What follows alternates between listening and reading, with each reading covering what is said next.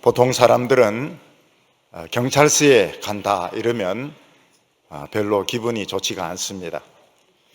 수갑을 차고 가든지 아니면 오라고 해서 가든지 자원 경찰서에 가는 것을 사람들은 좋아하지 않습니다.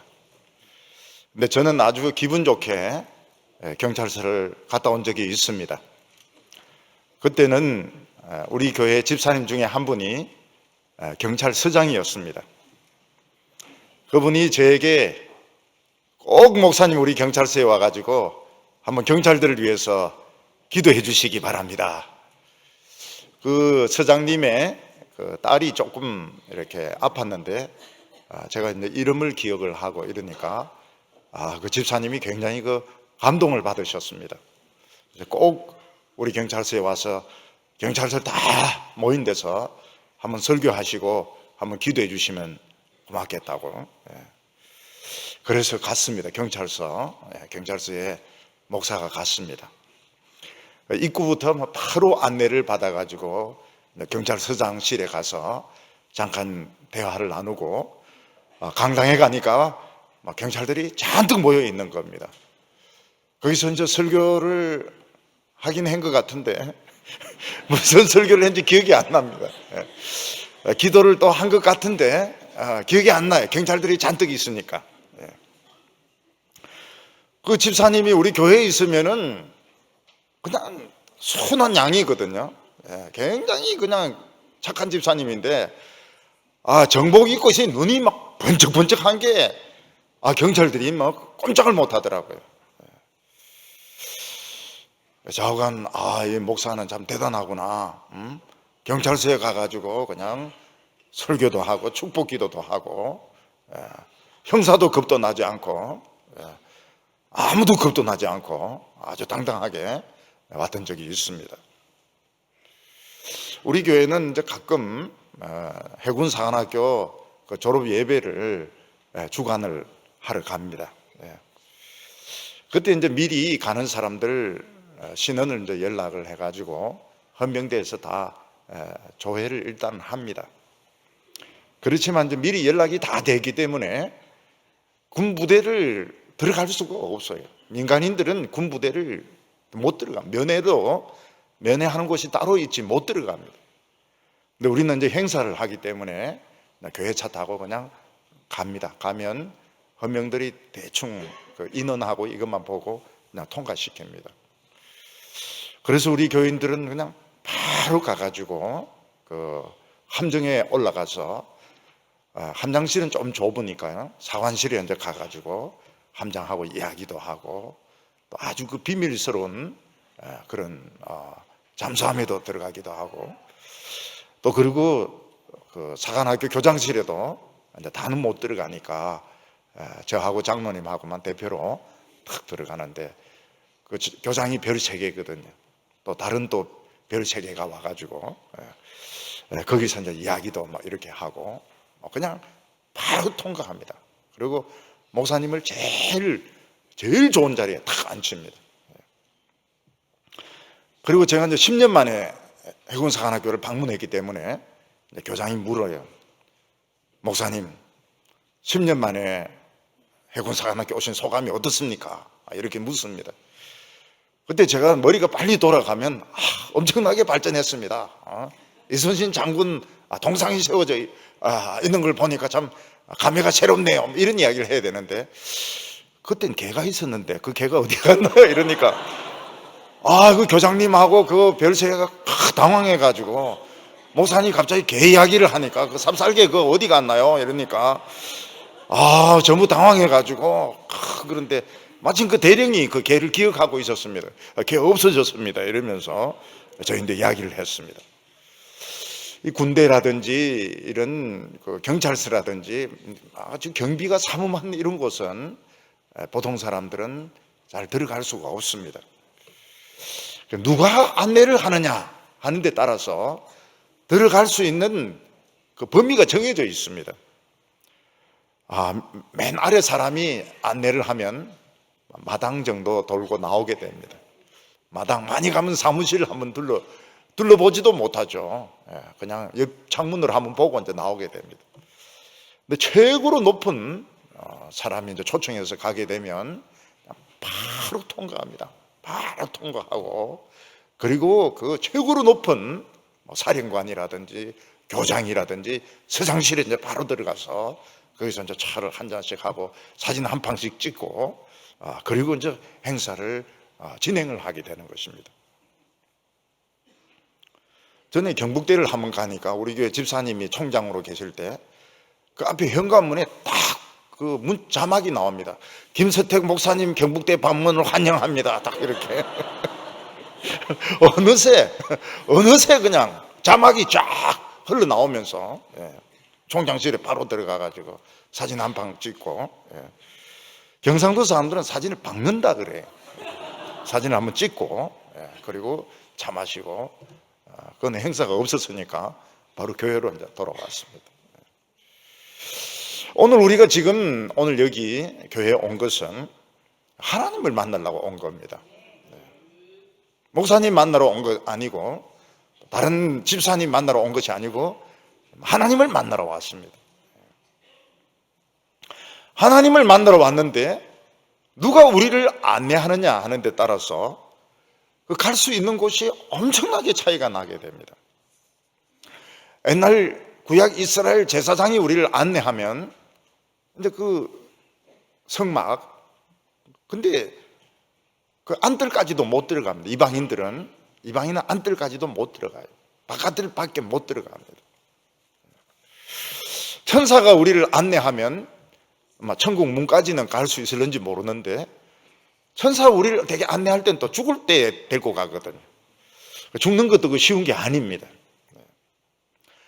그런데 하나님의 아들 예수님이 우리를 인도하면 우리가 어디까지 가게 되는가 하면 하나님 보좌 앞까지, 하나님 앞까지 바로 직행을 하게 됩니다. 거기서 뭐 천사들이 경비를 쓰고 뭐 이거 소용없어요.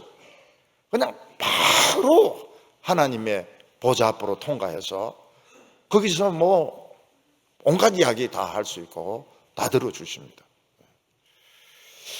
이 히브리서를 받아보는 성도들은 아주 오랫동안 이스라엘 그 제사장 제도에 익숙했던 사람들입니다. 그들은 제사장을 통해서 하나님을 만난다고 생각을 했습니다. 또 로마의 전쟁으로 성막은 불타고 제사장들은 또 다 흩어지게 되었습니다. 그 중에서 예수 믿는 사람들도 많이 생기게 되었습니다. 이 사람들은 우리는 하나님 못 만난다. 우리는 생전 하나님을 만날 수 없다. 제사장은 다 흩어졌지, 성전은 불타 없어졌지, 우리는 생전 하나님을 못 만난다. 이런 절망감을 가지고 있었던 것입니다. 그런데 이 히브리서에서는 우리가 믿는 예수님은 지금까지 제사장보다 더 높은 제사장인데, 최고로 높은 제사장인데, 우리 예배 드릴 때 예수님은 우리를 하나님께로 바로 데리고 간다고 이야기를 했습니다. 사령관 집무실에, 경찰서장실에, 대학 총장실에 우리를 바로 데리고 가는 것입니다. 거기서 우리는 그냥 편하게 이야기하면 됩니다. 개 이야기도 해도 되고요, 뭐 다른 거 이야기해도 되고, 뭐든지 이야기해도 됩니다.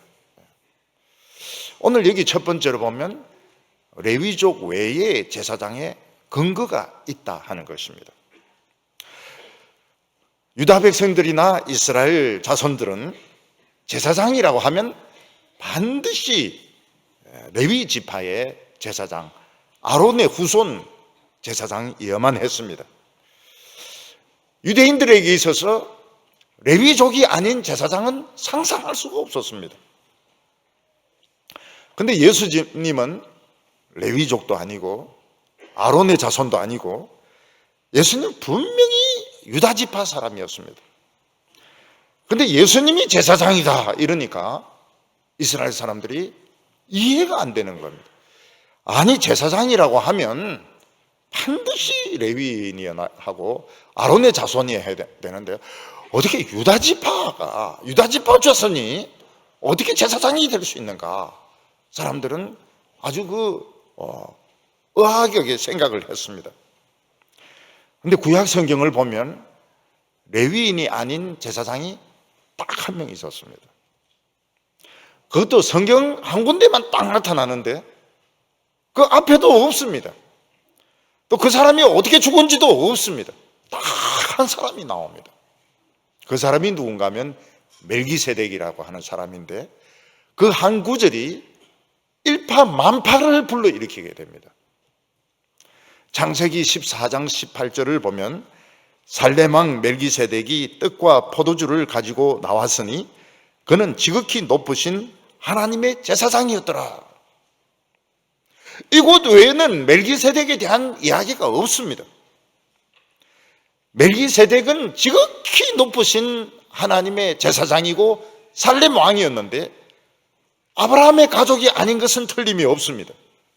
누구의 자손이고 나중에는 어떻게 죽었는지 일체 이야기가 없습니다. 단지 그는 하나님의 제사장으로서 여러 왕과 전쟁하고 돌아오는 아브라함에게 축복을 하고 그리고는 사라져 버렸습니다. 우리는 멜기세덱은 참 이상한 사람이다 그런 느낌을 받습니다. 멜기세덱은 참 이상한 사람이다. 그냥 갑자기 나타나가지고 아브라함을 축복하고 11조를 받고 그리고 사라져 버립니다. 근데 성경 말씀은 한 구절도 시시한 구절이 없습니다. 나중에 다윗이 이 말씀을 깊이 묵상하다가 엄청난 비밀을 알게 되었습니다. 그게 무엇인가 하면 지금 행해지고 있는 이스라엘의 수많은 그 제사들, 어떤 때는 양 20만 마리, 소 몇만 마리 제사 드리고 엄청난 성전을 짓고 레위인들이 수십만 명이고, 근데 그게 진짜가 아니고 바로 이 멜기세덱 이 구절이 제사장에 대한 기초석이라는 걸 알게 되었습니다. 우리가 집을 지을 때 기초를 튼튼하게 하는 것이 중요합니다. 기초 위에 지은 집이 진짜 집이고 그냥 기초석 없이 지은 집은 가건물입니다. 얼마 안 가서 그 집은 무너지고 철거가 되게 됩니다. 하나님께서는 이 멜기세덱이라는 사람을 아브라함 시대에 딱 한 번 등장시킵니다. 그리고 400년 동안 제사장에 대해서 한마디 말도 없습니다. 그러다가 이스라엘 백성들이 출애굽을 했을 때 하나님은 어마어마한 제사 제도를 세우게 하십니다. 하나님은 성막을 세우게 하시고 레위인을 구별하게 하시고 그 중에서 아론의 자손으로 제사장을 삼으셨습니다. 그런데 이 제사장 제도가 기초석 위에 세워진 제사 제도가 아니었던 것입니다. 다윗은 하나님의 말씀을 깊이 묵상하는 가운데 지금 이루어지고 있는 이 수많은 제사 행위들은 이거는 기초석 위에 세워진 것이 아니다. 이것은 무너질 것이고 진짜 기초석은 그 딱 한 구절, 창세기 14장에 나오는 딱 한 구절, 이 멜기세덱이 진짜 제사장의 근거가 되는 말씀이구나 하는 것을 알게 되었습니다. 그래서 다윗은 시편 110편 4절에 이렇게 이야기합니다. 여호와는 맹세하고 변하지 아니하시리라. 이르시기를 너는 제사장 멜기세덱의 서열을 따라 영원한 제사장이라 하셨도다. 창세기 딱 이 한 구절의 말씀이 얼마나 대단한 위력을 가지고 있는가 하면 그 뒤에 1500년 동안 이루어졌던 제사 제도를 뒤엎게 됩니다. 그래서 예수님이 뭐라고 말씀하셨는가 하면 천지는 없어지겠으나 하나님의 말씀은 1.1핵도 없어지지 않고 다 이룬다고 말씀하셨습니다. 그러니까 딱 한 구절입니다. 그리고 아무 말이 없어요. 멜기세덱이 어디서 났고 어디서 자랐으며 어떻게 죽었고 일체 이야기가 없습니다. 그런데 딱 그 한 구절이 1500년 이상 진행되었던 그 방대한 율법과 제사장 제도를 뒤엎어버리게 되는 겁니다. 그러니까 하나님의 말씀은 그 한 구절이 굉장히 중요합니다. 한 구절. 하나님은 이사야 시대에 이사야를 보내가지고 아하스에게 이야기하게 합니다. 처녀가 잉태해서 아들을 낳을 것이요 그 이름을 임마누엘이라 하리라. 그렇게 말씀하십니다. 어떻게 처녀가 임신을 해가지고 아기를 낳을 수 있습니까? 만약 처녀가 임신해서 아기를 낳는다면 그 처녀는 처녀가 아닐 것입니다. 근데 800년이 지난 뒤에 진짜 마리아라는 처녀가 임신을 해가지고 아이를 낳는데 그가 바로 그리스도였던 것입니다. 그러니까 하나님의 말씀은 이게 시시한 구절이라고 해서 시시한 구절이 없습니다. 한 구절이 역사를 뒤집어 엎습니다. 딱 한 구절이 세상을 뒤집어 엎습니다.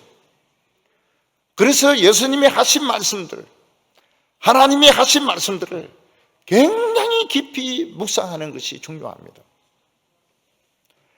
오늘 히브리서 7장을 보면 1절부터 10절까지 멜기세덱에 대해서 길게 설명을 하고 있습니다. 1절부터 10절까지 보면 멜기세덱은 진짜 이상한 사람이 틀림이 없습니다. 왜냐하면 왕이면서도 지극히 높으신 하나님의 제사장이었고 갑자기 나타나가지고 아브라함을 축복하고 11조 받고 사라지기 때문에 이상한 사람인 것은 틀림이 없습니다. 그는 아버지도 없고 어머니도 없다고 했는데 없는 건 아니고 성경에 안 나온다는 말입니다. 성경에 아버지도 안 나오고 어머니도 안 나옵니다. 그리고 그 뒤에 뭐 언제 죽었다는 그런 말도 일체 없습니다. 이스라엘 사람들은 우리같이 이렇게 성이 없기 때문에 누구의 아들, 그걸 성으로 생각합니다. 누구의 아들, 요셉의 아들 예수, 이걸 성으로 생각합니다. 그래서 아버지가 굉장히 중요합니다. 그리고 아버지를 누구의 아버지 이렇게 하지 않을 때는 어디 출신, 아리마대 요셉 이렇게 할 때는 아리마대 지방의 출신 요셉이고, 가룟 유다 할 때는 가롯 출신의 유다인 것입니다. 근데 멜기세덱은 그 아버지 이름도 없고 출신 지역 이름도 없고 그냥 살렘 왕입니다. 살렘이 어딘지도 몰라요. 사람들은 막 대개 예루살렘일 것이다 이렇게 짐작하지만 예루살렘이란 근거도 없어요. 살렘이 예루살렘이란 근거도 없습니다. 그냥 그럴 것이다 이러지만 예루살렘이 되는 것은 나중에 훨씬 뒤에 다윗 때 이야기입니다. 근데 살렘은 평화거든요. 이 사람은 평화의 왕이고, 멜기세덱 할 때 그 체덱은 의를 말합니다. 체덱. 멜기체덱은 의의 왕인 것입니다. 그러니까 이 멜기세덱은 평화라는 이름을 가진 어떤 지역의 왕이고, 그 자신의 이름은 의의 왕이라는 이름을 가지고 있었습니다. 그런데 이 사람은 아브라함보다 높은 사람인 것은 틀림이 없었습니다. 왜냐하면 아브라함을 축복했기 때문입니다. 축복이라고 하는 것은 높은 사람이 낮은 사람에게 축복하는 것입니다. 요즘은 이 만인 제사장이라 이래가지고 그냥 아무나 아무에게 축복을 합니다. 어린 사람이 어른 보고 내가 장로님을 축복합니다 이러는데 장로님들은 그 말을 잘 못 알아듣습니다. 왜냐하면 축복이라고 하는 것은 나이 많은 어른이 젊은 사람에게 하는 것이지, 젊은 사람이 목사님을 축복합니다, 장로님을 축복합니다 그렇게 잘 안 하거든요. 그렇게 안 하는데 요즘 와서는 이제 그런 걸 많이 배워가지고 그냥 축복합니다. 축복합니다. 장로님을 축복합니다. 목사님을 축복합니다. 네, 그 사람들 안 받아들여요. 우리 안 받는다. 우리 안 받는다. 왜냐하면 축복은 어른이 아이들인데 해야지. 지금 20대가 80대인데 축복한다 이러면은 80대가 헷갈리거든요. 멜기세덱이 아브라함을 축복했을 때 레위는 태어나지도 않았습니다. 그래서 성경은 뭐라고 말하는가 하면 아브라함이 허리에 있었다 이렇게 말하고 있습니다. 태어나지도 않았어요. 허리에 달고 다닌 것도 아니고 아직 태어나려면 아직 새까맣게 남았습니다. 새카맣게 남았어요. 멜기세덱의 반차를 따라서 멜기세덱의 이야기는 참 제사장의 기초석이었던 것입니다. 그래서 오늘 우리들은 성경 한 구절 한 구절을 내 인생의 기초석으로 삼아야 됩니다. 저는 그 설교하면서 사람이 떡으로만 살 것이 아니요 하나님의 말씀으로 살 것이다, 그걸 굉장히 많이 설교를 했습니다. 그 깨닫는데 굉장히 오랜 시간이 걸릴 거예요. 왜냐하면 그것은 기초석이기 때문에 그렇습니다. 우리 성도들이 망했을 때 먹고 살 것이 없습니다. 뭐 먹고 삽니까? 근데 이상하게 하나님은 하루하루 살게 하십니다. 그러면서 성경이 살아나요. 성경을 깨우라고 이야기합니다. 모세는 400년 동안 잠들어 있었던 하나님 말씀을 깨운 사람이었습니다. 어떤 분은 깨우라 이러니까 말씀을 안 깨우고 옆에 조는 사람을 깨우는 사람이 있습니다. 그것도 괜찮아요. 그것도 괜찮은데 가난이 오고 궁핍이 오고 추위가 오고 이럴 때 이거 참 좋은 겁니다. 하나님 말씀을 깨울 수 있는 아주 좋은 겁니다. 한 구절이 중요해요. 성경 한 구절. 하나님은 아브라함의 하나님, 이삭의 하나님, 야곱의 하나님이다. 하나님은 죽은 자의 하나님이 아니고 산 자의 하나님이다. 성도는 다 살아있다는 거예요. 다 살아있다는 거예요. 하나님 앞에서 다 살아있다는 거예요. 예수님 뭐라고 말했습니까? 나를 믿는 자는 영생을 얻었고 심판에 이르지 아니하나니 사망에서 생명으로 옮겼느니라. 요한복음 몇 장 몇 절입니까? 오이를 사야 된다고. 오이를 사야 돼. 요한복음 5장 24절. 호박을 사면 안 된다고요. 요 오이사.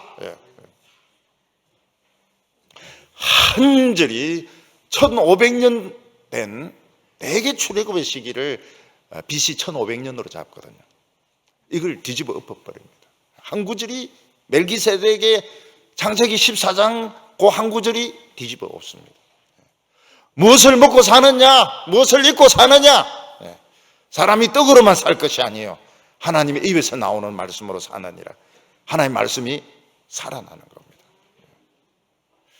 저희 집 애는 좀 제같이 약간 괴팍한 것 같아요. 그래서 드래곤이 진짜 있다고 생각한다 그래요. 드래곤이 불을 팍 피우는 그 드래곤이 있다고 생각한다 그래요.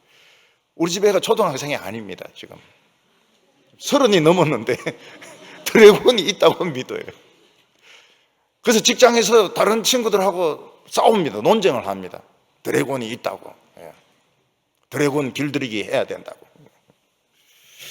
성경 한 구절이 굉장히 중요합니다.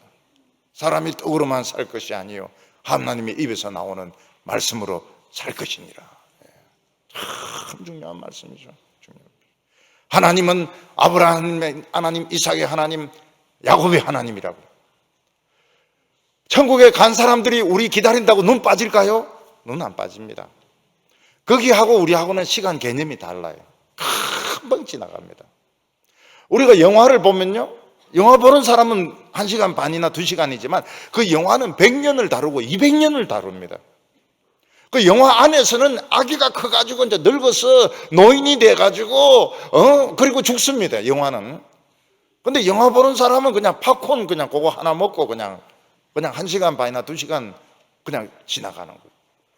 그 천국에 갔을 때 너무 천국이 지루하다. 경상도 말로 지겹다. 경상도 말로 지겹다 그랬죠. 지겹다고 이렇게. 참 어려워요. 경상도 말은 한국말보다 훨씬 어려워요. 지겹다 그럽니다. 지겹다. 가벼운 것을 개겁다 이렇게 합니다. 얼마나 어려운지 몰라요. 그래서 외국인들이 한국말을 배울 때 한국말 배우고 경상도 말을 다시 배워야 됩니다. 얼마나 어려운지 몰라요. 그 딱 한 구절이 엄청난 역사를 불러일으키게 됩니다. 멜기세덱 한 구절이. 오늘 두 번째는 이 레위 제사장의 한계가 있습니다.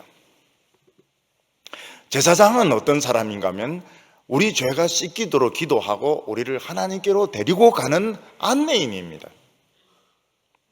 그래서 이스라엘은 군인들보다 제사장이 더 중요했습니다. 왜냐하면 제사장이 하나님께 바른 제사를 드리면 적이 쳐들어오질 못해요. 쳐들어와도 다 죽습니다. 그래서 이스라엘 백성들이 요단강을 건널 때 제사장이 앞장서서 언약궤를 가지고 건넙니다. 그 딱 서가 있어요. 강 가운데 서가 있으니까 물이 그냥 쫙 세워지게 됩니다. 여리고를 무너뜨릴 때 제사장이 앞장서서 돕니다. 그 성이 무너져요.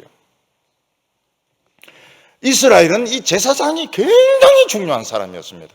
죄를 씻고 하나님께로 인도하는 사람이었습니다. 그런데 제사장은 한계가 있었습니다.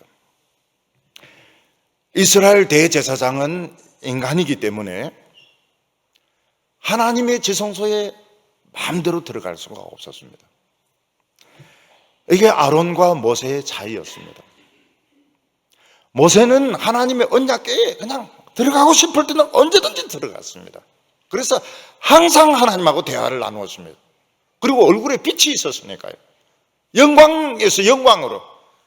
모세는 하나님의 지성소에 들어가고 싶을 때 언제든지 들어가서 대화를 나누었습니다. 그런데 아론이나 그 아론의 후손은 그렇게 할 수가 없었습니다.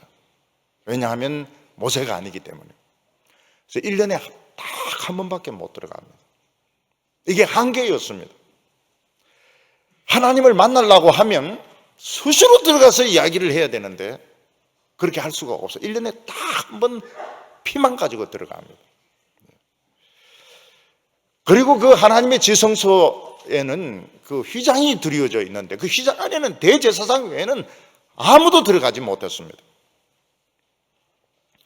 그러면 대제사장이 하나님 뜻을 어떻게 합니까? 대제사장이 입는 그 옷, 거기에 이제 조끼 겸 앞치마 같은 것을 에봇이라고 그렇게 부르는데 그 안에 우림과 둠밈이라는 보석이 들어 있습니다. 그래서 하나님께 질문을 합니다. 어디 전쟁하러 갈까요? 이러면은 그 보석 중에 하나가 빛을 냅니다. 그러면 이제 예스입니다. 예스. 예스. 그리고 다른 보석이 빛을 내면 노입니다.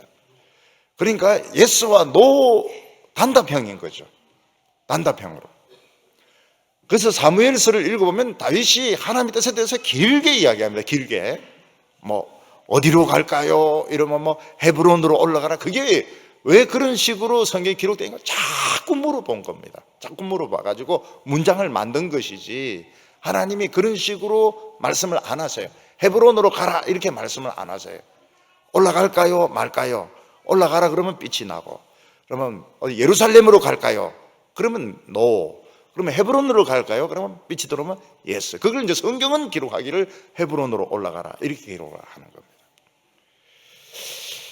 그러니까 하나님과 대화를 나누려면 예, 아니요 이래가지고는 좀 답답하죠. 자유자재로 이야기를 나눌 수 있어야 되는데 대제사장은 그렇게 할 수가 없었습니다. 아론은 모세하고 달랐습니다. 그걸 하나님이 분명히 이야기했습니다. 아론하고 미리암 너희는 모세와 다르다 그랬습니다. 모세는 하나님을 대면해서 자유자재로 이야기했지만 너희들은 다르다고 이야기했습니다. 그래서 모세를 우습게 알면 안 된다고 말을 했습니다. 모세를 비난한 것에 대해서 하나님은 미리암을 한센병으로 쳤습니다. 그리고 대제사장이 하는 것이 뭔가 하면 하나님의 언약궤 뚜껑을 지성소라 불렀습니다. 지성소라는 게 다른 장소가 있는 게 아니고 뚜껑입니다. 뚜껑에 피를 뿌리는 것이었습니다. 피 뿌린다고 하는 것은 이스라엘 백성들이 죄가 있습니다. 죄가 있지만 그냥 죄를 덮어서 그냥 넘어가는 겁니다. 하나님이.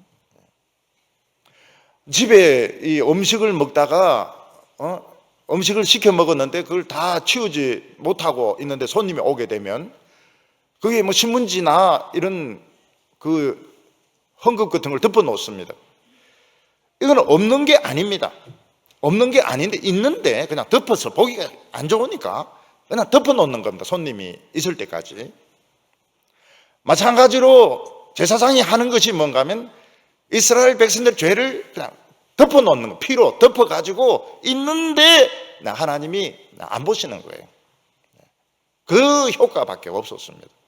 완전히 해결하지를 못합니다. 그리고 대제사장도 인간이기 때문에 그 하나님의 말씀을 어길 수 있습니다. 그럼 지성소에서 적사를 하게 됩니다. 그래서 대제사장은 지성소에 들어갈 때 항상 허리띠에 줄을 메고 들어갑니다. 그리고 옷 끝에 방울이 달려 있습니다. 그래서 그 안에서 딸랑딸랑 소리가 나야지, 소리가 안 나면 죽은 겁니다. 그러면 이제 끈을 당기면 죽어 있어요. 옛날에 사람들이 우물을 파거나 이런 구를 팔 때 제일 위험한 것이 이 메탄가스 같은 이런 독가스가 나오는 건데, 이게 그 냄새가 안 납니다. 다 죽어요. 메탄가스 나오면 다 죽습니다. 그래서 옛날 사람들은 우물을 파거나 그 구를 팔 때 카나리아 그 새를 새장에 넣어가지고 갔습니다. 여기 계속 짹짹거리니까요. 근데 새가 조용하면 어떻습니까? 빨리 나와야 됩니다. 새가. 카나리아가 계속 제잘제잘 거려야지, 조용하면 이게 죽은 거기 때문에 빨리 나오지 않으면 다 죽습니다. 그러니까 이 대제사장도 마찬가지입니다. 방울 소리가 계속 나야지, 방울 소리가 안 나면 이 대제사장은 죽은 거예요. 오늘 목사도 끊임없이 설교하고 기도해야 되는데, 설교도 안 하고 기도도 안 하고 맨날 놀기만 하면 빨리 끈 땡기 가지고 이거 빨리 어디 보내버려야 돼요. 이거 죽은 겁니다. 죽은 거예요. 계속 하나님 말씀 가지고 이야기를 해야 되고 기도해야 되고 성경을 권면해야 됩니다. 그러면 이스라엘 백성들은 어디서 하나님을 만납니까? 뜰에서 저 멀리 있는 하나님을 만나는 것입니다.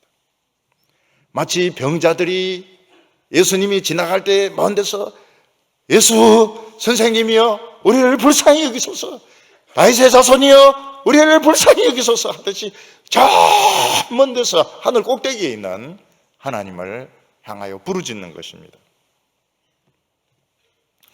이때 대제사장이 목숨 걸고 하나님 말씀에 순종하면 기도 응답이 옵니다. 그리고 기적이 일어납니다. 그런데 대제사장이 하나님의 말씀에 헌신되어 있지 않으면 기도 응답이 없습니다. 그리고 전쟁에 칩니다. 이게 한계였습니다. 사무엘 같은 사람은 참 이 하나님의 말씀에 예민했습니다. 어렸을 때부터 하나님의 말씀에 예민했고 하나님의 말씀을 잘 들었습니다. 그래서 이 사무엘이 제사 드릴 때 하나님 받으셨습니다. 블레셋 군대가 쳐들어올 때 사무엘이 막 기도하니까 하나님이 우박으로 블레셋을 쳤습니다.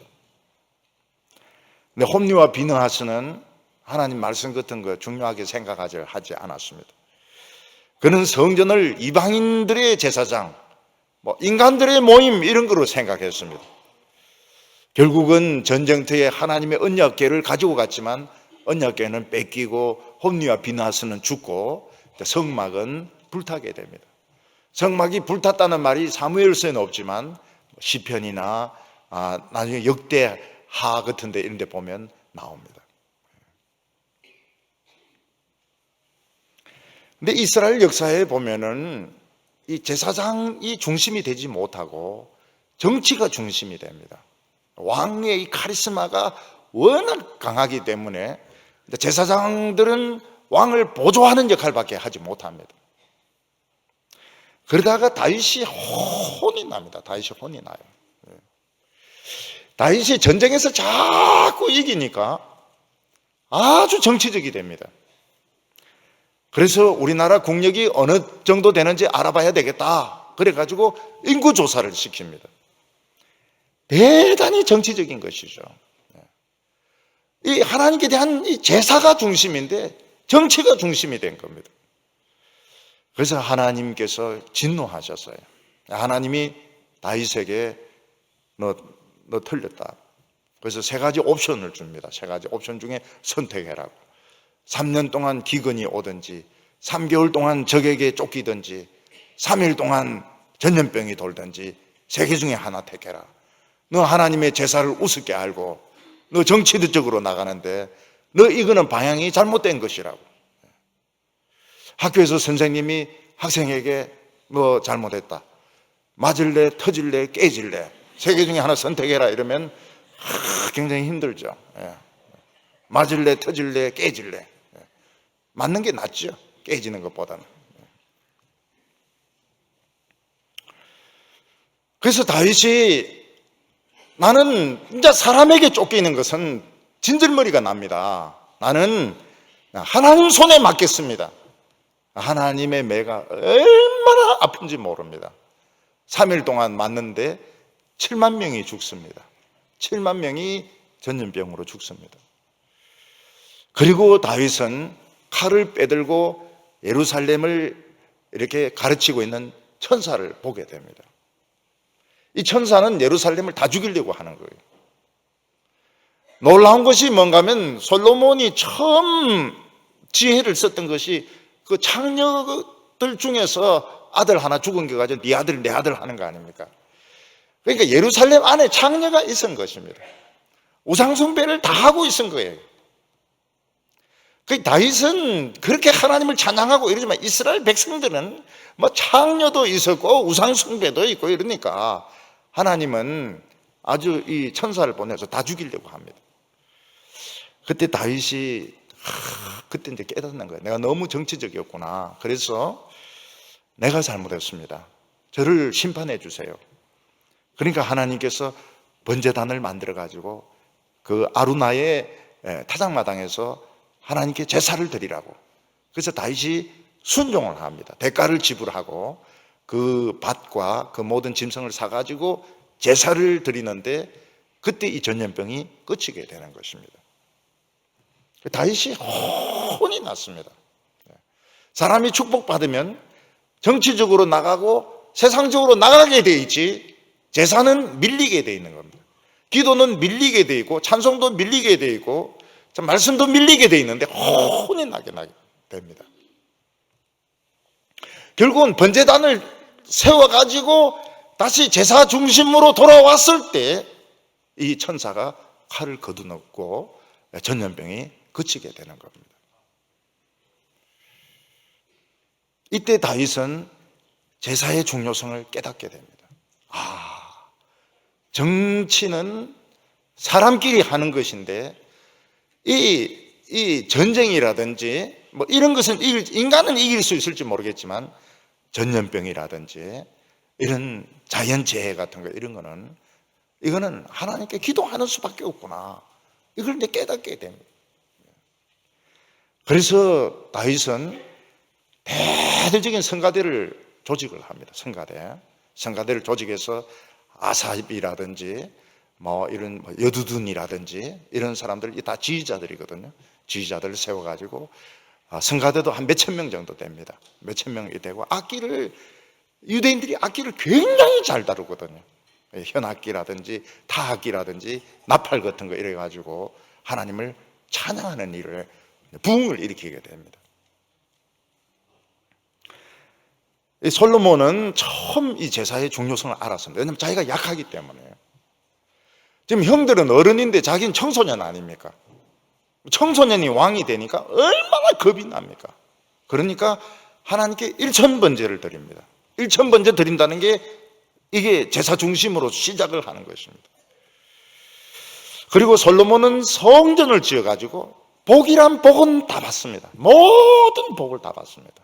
제사 중심으로 나가가지고 복을 다 받고 난 뒤에 성전을 다 지었을 때 그 하나님의 영광의 구름이 그 성전에 나타나는데 그 빛나는 흰 그 안개 때문에 제사장들이 들어가지 못했습니다.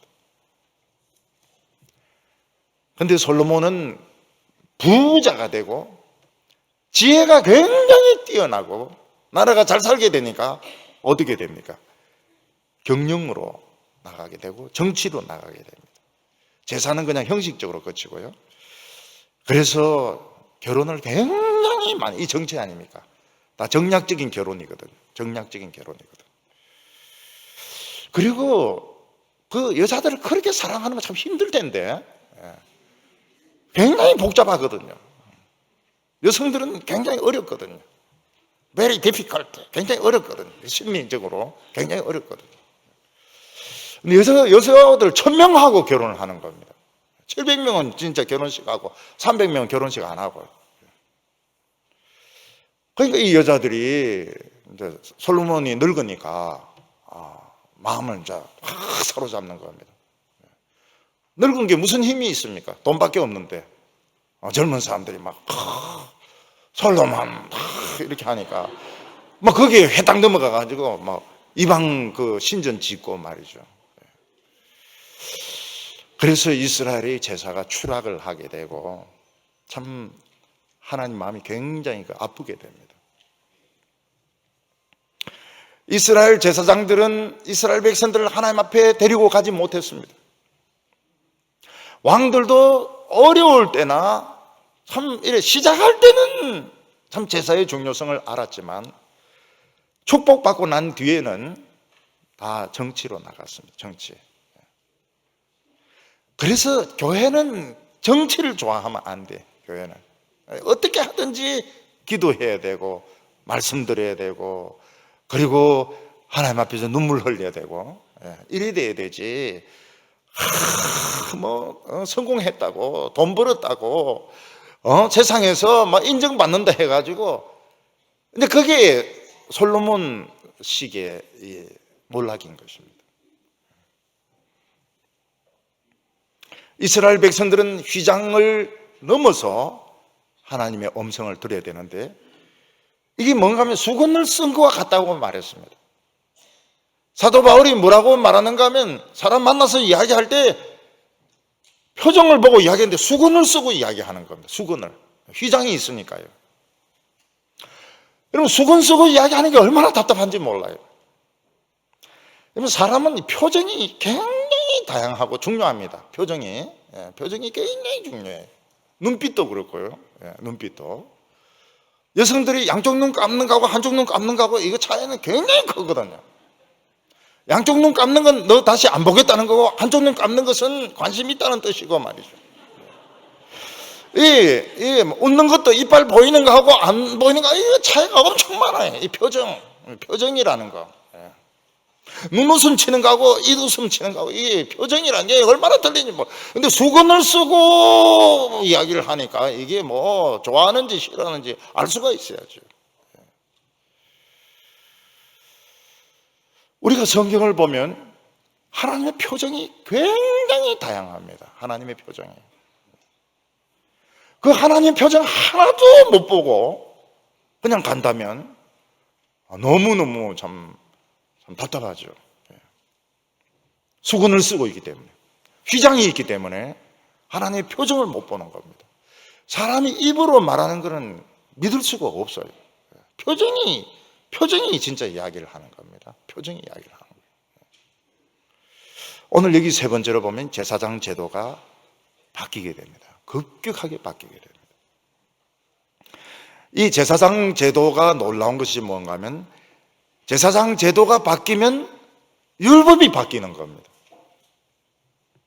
오랫동안 이스라엘 백성들은 레위 제사장을 통해서 휘장 뒤에서 하나님의 음성을 들어야 되고 하나님 표정을 못 봤습니다. 우리 같은 이방인들은 바깥들에서 안뜰도 아니고 바깥들에서 그냥 기도만 하고 가는 겁니다. 뭐 응답 같은 것도 못 받고요. 근데 예수님이 십자가에 못 박혀 죽으면서 휘장이 찢어지게 됩니다. 하나님과 우리 사이를 가로막고 있던 마지막 경계선이 찢어지게 되면서 그 휘장을 들어가게 되는 겁니다. 히브리서 7장 12절에 보면 제사 직분이 바뀌었은즉 율법도 반드시 바꾸어지리니 레위 지파 제사장이 아닌 사람이 제사장이 되면 모든 율법은 다 뒤집어지게 됩니다. 이게 하나님의 법입니다.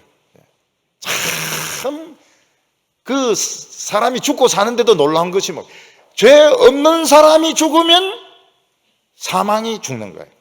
그게 그렇게 사망이 삼켜바 되리라. 사망아 너의 쏘는 것이 어디 있느냐? 사망아 너의 이기는 것이 어디 있느냐? 죄 없는 사람이 죽으면 사망이 깨지는 겁니다. 그래서 이 성경이라고 하는 것이 굉장히 놀라운 겁니다. 레위인이 아닌 사람이 제사장이 되면 제사 모든 제도가 다 바뀌게 됩니다. 성전도 필요 없고 제물도 필요 없고 제사장도 필요 없고 모든 것이 다 달라지게 됩니다.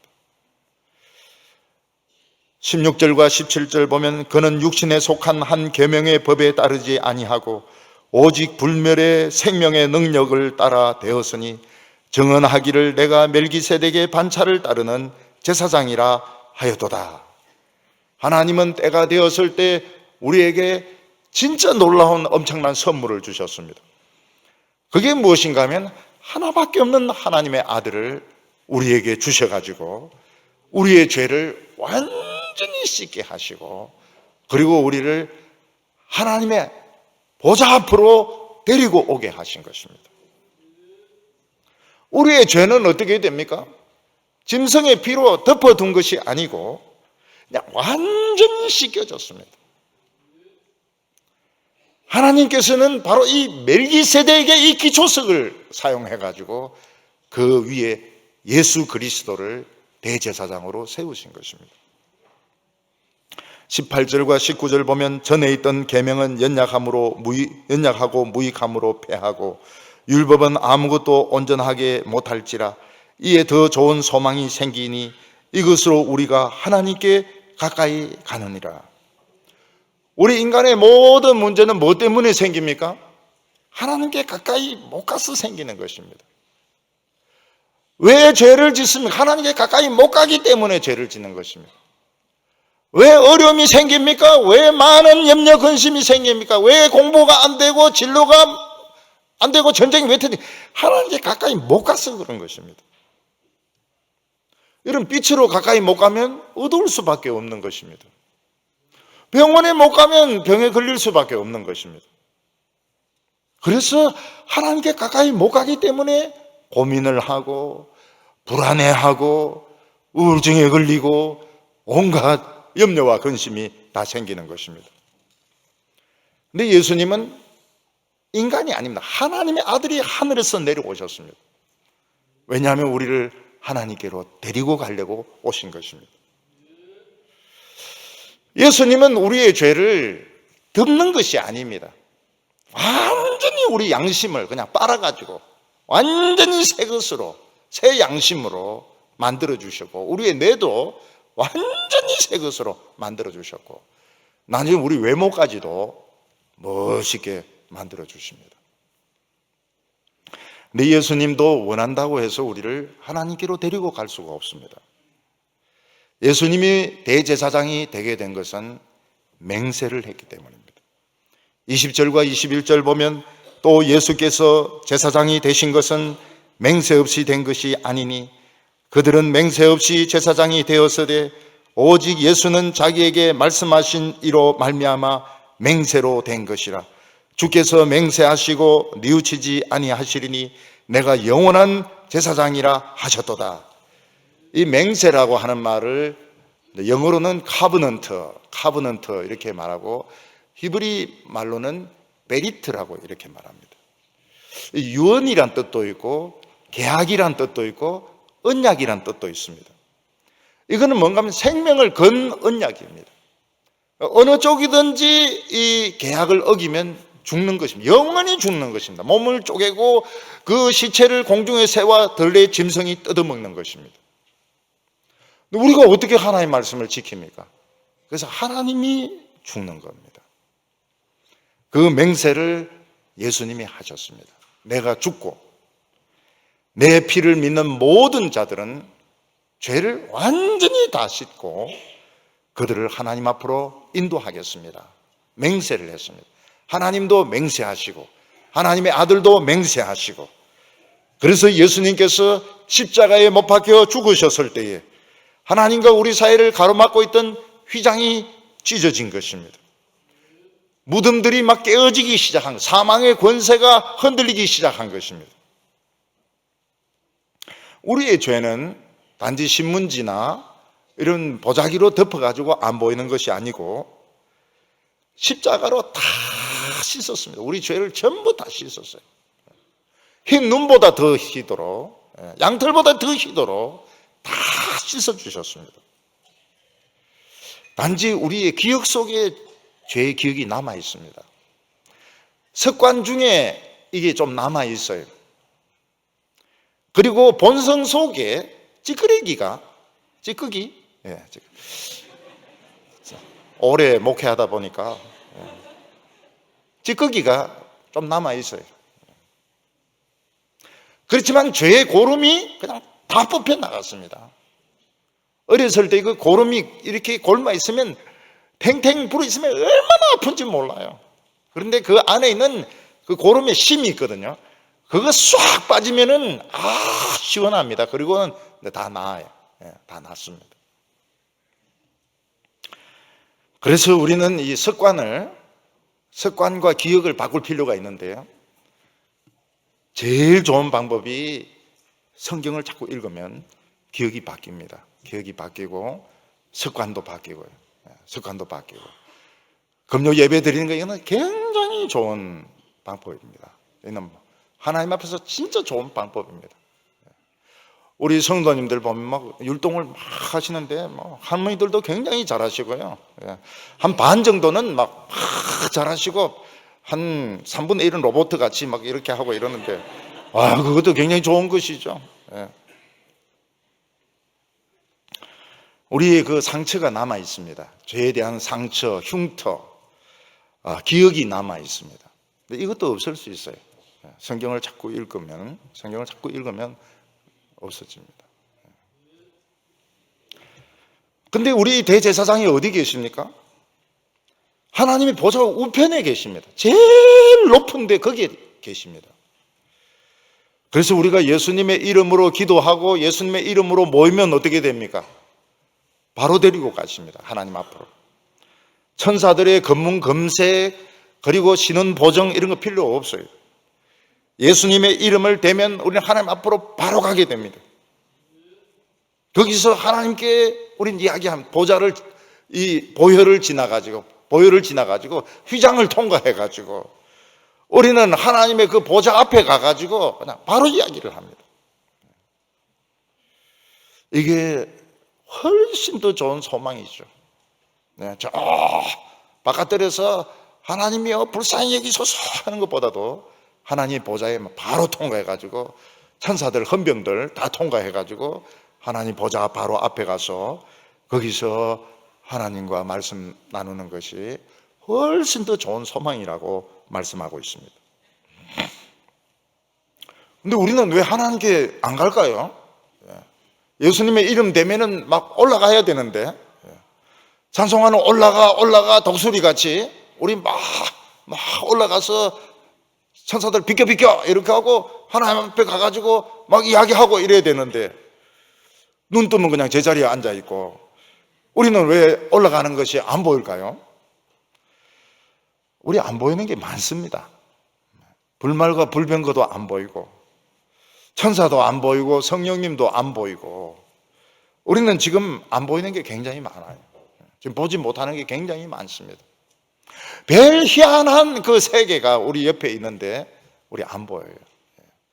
예수님은 그 참새 한 마리도 보였는데 참새 한 마리도 보이고 까마귀 새끼도 보이고 예수님은 들에 핀 꽃도 보이고 이러는데 우리는 그게 눈에 안 들어옵니다. 세례 요한은 성령이 비둘기같이 임하는 걸 보았다 그렇게 말하고 있습니다. 초대교회 성도들은 성령이 불같이 임하는 것을 그들은 보았습니다. 바람 소리를 들었습니다. 우리는 바람 소리가 안 들려. 어떤 사람 마이크 대놓고 쉐 이런 소리 내는데 그런 소리 내면 안 됩니다. 엘리사의 사화는 우리가 포위되었나이다 이러니까 엘리사가 뭐라고 이야기합니까? 우리 편이 더 많다고 그러면서 이 사환의 눈을 열어달라 그러니까 불말과 불병거가 엘리사를 에워싸고 있었습니다.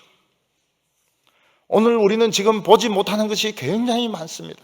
우리가 지금 보는 것은 주로 그 북한의 그 김정은 그 사람 움직이는 거 하고, 트럼프 그 노란 머리 하고, 그리고 막 우리 이 정치인들이 막 하는 이런 것들만 눈에 들어오고, 신문이나 텔레비전만 눈에 들어오고, 우리는 지금 하나님의 나라에 대해서 지금 안 보이는 게 너무 많습니다. 그래서 하나님께 자꾸 집중을 해야 됩니다. 하나님께 집중을 해야 됩니다. 돈에 집중을 하면 어떻게 될까요? 돈이 크게 보이잖아요. 남의 돈도 내 돈처럼 보이잖아요. 우리 하나님에 대해서 집중을 해야 됩니다. 하나님께 집중을 해야 돼요. 그러면 보이지는 않지 모를지 몰라도 굉장히 리얼하게 느껴집니다. 믿어져요. 성경 말씀이 그냥 그대로 느껴집니다. 아멘 소리가 저절로 나와요. 처음에 읽을 때는 웃기네 이러다가 자꾸 읽으니까 이게 아멘이 저절로 나오는 겁니다. 그래서 다윗은 내 눈을 열어 주의 법에 기이한 것을 보게 하소서 그렇게 기도했습니다. 우리는 지금 봐야 될 것이 굉장히 많아요. 지금 하나님의 세계에 대해서 구경해야 될 것이 너무너무 많습니다. 천사들도 봐야 되고 불말과 불병거도 봐야 되고 우리에게 주실 그 선물들도 봐야 됩니다. 보좌에 앉으신 우리 주님도 봐야 됩니다. 예수님은 우리를 하나님 앞으로 데리고 가십니다. 하나님 앞으로 데리고 가세요. 하나님 앞입니다. 그리고 우리를 위해서 기도를 해 주십니다. 25절에 걸음으로 자기를 힘입어 하나님께 나아가는 자들을 온전히 구원하실 수 있으니 이는 그가 항상 살아계셔서 그들을 위하여 간구하심이니라. 하나님은 자기를 힘입어 하나님께 나아가는 자들, 우리는 예수의 이름으로 하나님께 나아가는데 우리를 온전히 구원하신다고 말씀하셨습니다. 왜냐하면 예수님은 전쟁에 능하신 분이시거든요.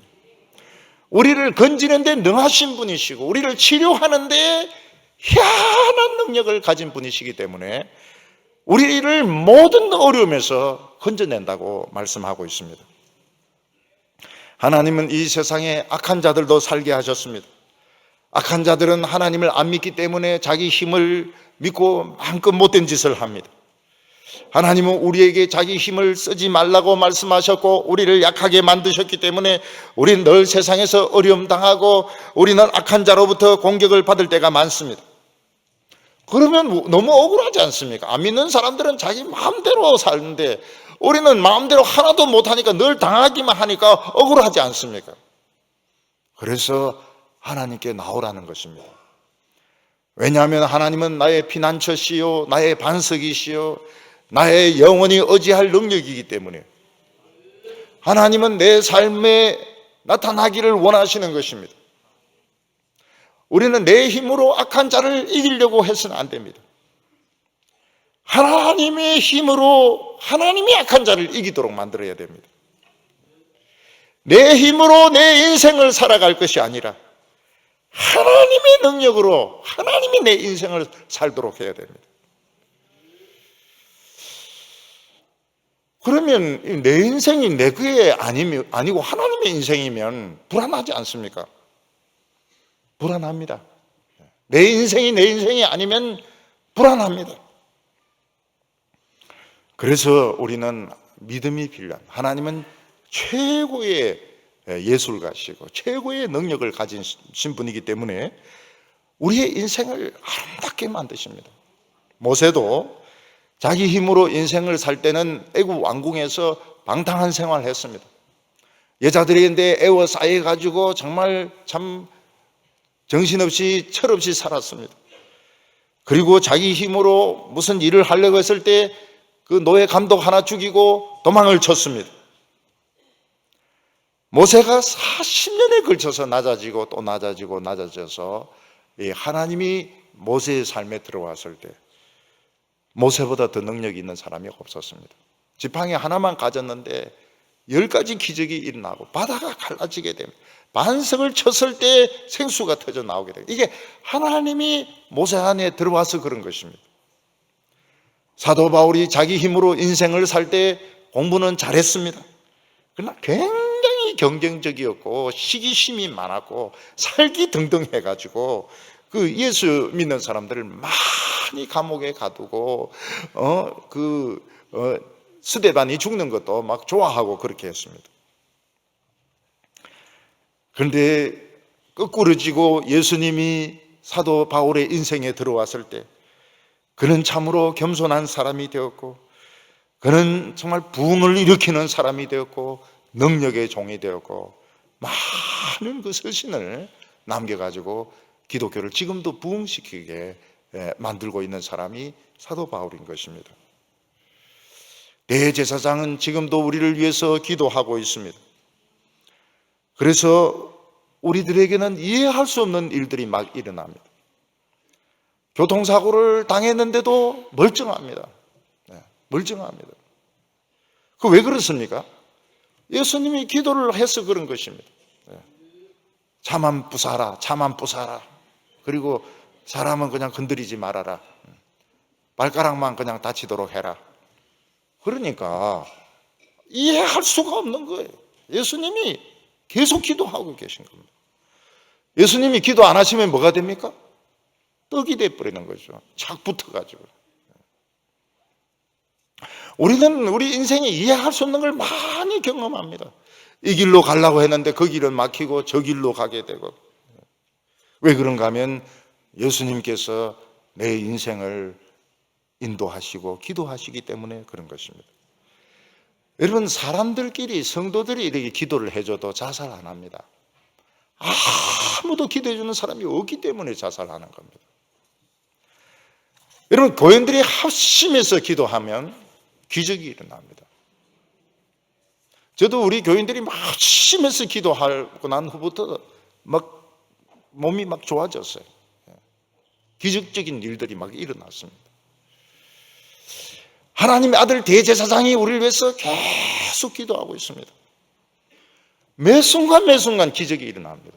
매 순간 매 순간 기적이 일어나기 때문에 염려하거나 근심하지 마시기 바랍니다. 예수님 나 아시죠? 그렇게 하면 됩니다. 오늘 우리들은 하나님의 보좌 앞입니다.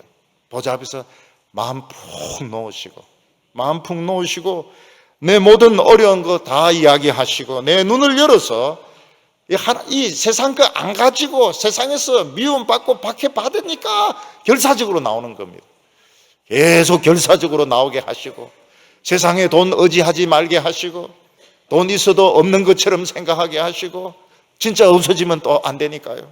없는 것으로 생각하게 하시고 세상 자랑 빠지지 말게 하시고 다윗처럼 교만해가지고 막 숫자 헤아리고 이렇게 했다가 그렇게 당하지 말게 하시고 솔로몬같이 처음에는 제사로 시작했지만 나중에 여자에게 빠지고 이방 종교에 빠지고 그렇게 하지 말게 하여 주시고 한결같이 하나님께 기도하게 하시고 한결같이 찬송하게 하셔서 모든 기도 다 응답받고 큰 축복받는 성도들 다 되시기 바랍니다.